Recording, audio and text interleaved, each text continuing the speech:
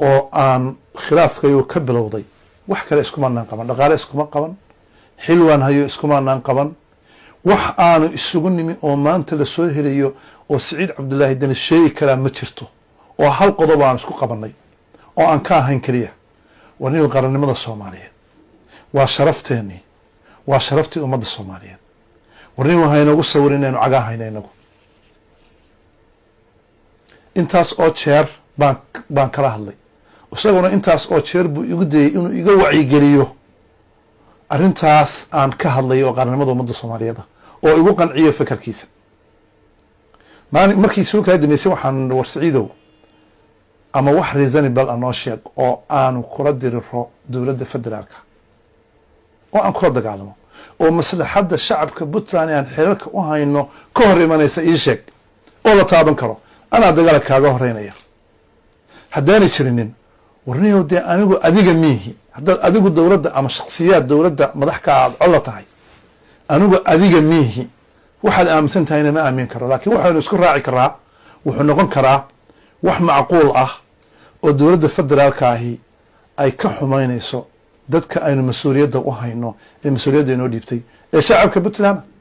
ii sheeg na tus na sii waxaa dhacday xataa annagoo dhan inaan soo fadhiisanay oo madaxweyne ku-xigeenka iyo isaga waxaa dhacday inaan soo fadhiisanay annagoo saddexda guddoonka iyo labada madaxweyne ku-xigeenka ah oo aanu na taabsin madaxweyne maxaynu isku haynaa dowladda federaalka wax macquul ah noo sheeg oo aan kugu raacno oo aanu kula dagaalano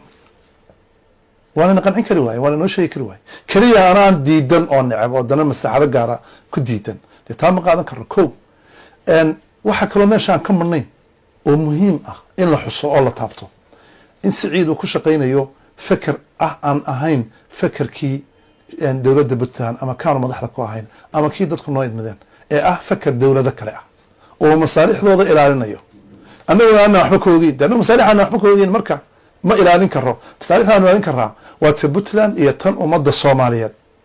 marka khilaafkayga haddaad i weydiisay bulsha TV Luqmaanow waxa oo ka bilowday wax kale oo aan isku qabanay oo maanta la soo helayaa ma jirto kaliya laba shay bay ahayd shacabka Puntland say tahay in loogu shaqeeyo kontraagaana la raaco lagu heshiiyey ummadda Puntland ay ku heshiisay oo dastuurka sharciyada in la raaco taasoo uu arkay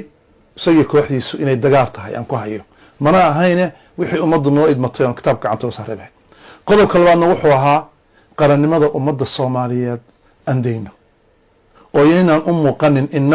inagoo hooyadii federaalka hooyadu ilmaheeda cunaha ma qabato kama oohiso ma ceejiso waxay siisay kama soo matajiso hooyadu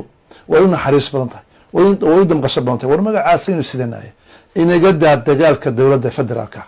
wixii aynu tabanayno tabasho ah aynu ka wada hadalno xataa waxa dhacday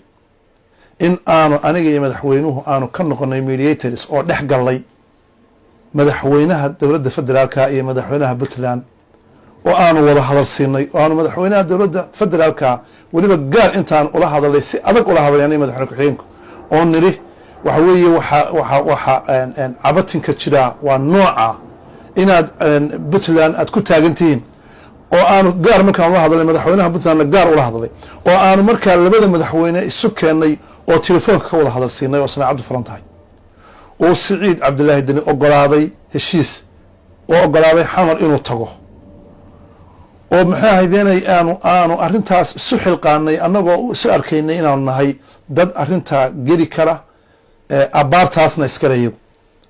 oo Saciid ka baxay markii lagu heshiiyey Saciid ka baxay balantii annagana naga baxay dowladda federaalkana kaga baxay marka khilaafkayagu labada qodob baa sal oo ahaa waxa la igu galay oo aan aadana waxay ahayd warniyahow anigu qarannimada ummadda Soomaaliyeed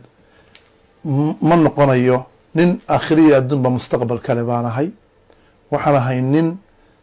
siyaasad mustaqbal kale waxaan ahay nin aan maanta ku soo warin karin ummadda Soomaaliyeed dagaalkeeda qarannimadeeda in la diro intaas weeye khilaafkaygu iyo intaan eeday iyo dagaalka lagu qaaday intaas buu ahaa wax intaa dhaafsiisan oo ay maanta sheegi karaan ma jirto sharciyada aan raacno iyo qarannimada Soomaaliyeed aan deyno oo aan taageero waxaan tamanayna aan kala hadalno miiska wada hadal daan dhigno aad baad maasan tahay gudoomiye baarlamaan